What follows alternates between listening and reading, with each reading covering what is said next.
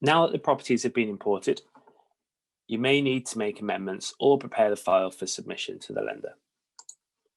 Within the details section of the job, you can choose to remove the job if it's no longer required. Also note the option to duplicate a job. This is particularly useful if you have a returning client. Duplicating the job will copy all the data, including the portfolio, into a new job. Within the applicants screen, you can add new applicants or companies and edit existing applicants, including removing applicants.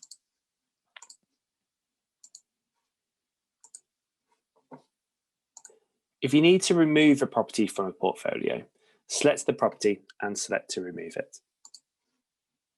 You can add a reason for removing the property and hit save. This will update the summary calculations, but please note that removed properties will still be passed to the lender, but will not be included in any of the calculations. Within the applications page, you can edit the lender or the application reference if required. Within this page, you will also be able to see if the application is valid for submission. If the application is not valid, select the not valid for submission option. This will show the invalid items. For example, here I have properties which do not have an owner assigned and not all property addresses have been verified. To resolve these, go to the portfolio page. Look at all the active properties. Any properties with a red exclamation mark against them is invalid. First thing to check is which addresses have not been verified. These can be identified by the orange house icon. Icons that are green are verified and grey are still processing through the verification process. The address may not have verified due to the address being incorrect, multiple results returning, or because the address does not exist in the database. For the unverified address, hit to edit the property. Try searching for the address again by hitting enter or the search icon. A good tip here is to just search for the postcode, which should return multiple results. Select the appropriate address, or if you're unable to find the address, select to input the address manually.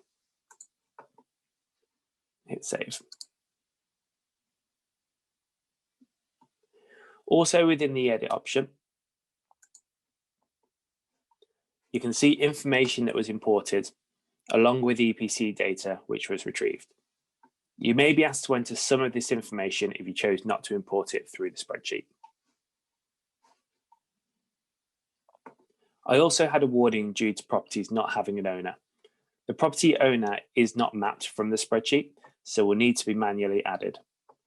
You can do this from either within the edit details section, or you can choose to bulk update the property owner.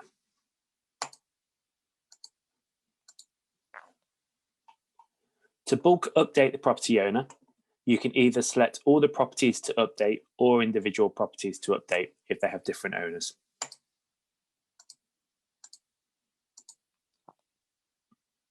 I'm going to select all the properties and update them to the same owner.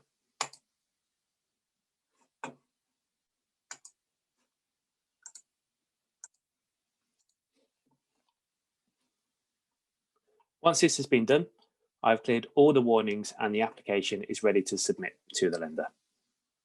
To do this, select the Submit button from the portfolio screen or the application screen.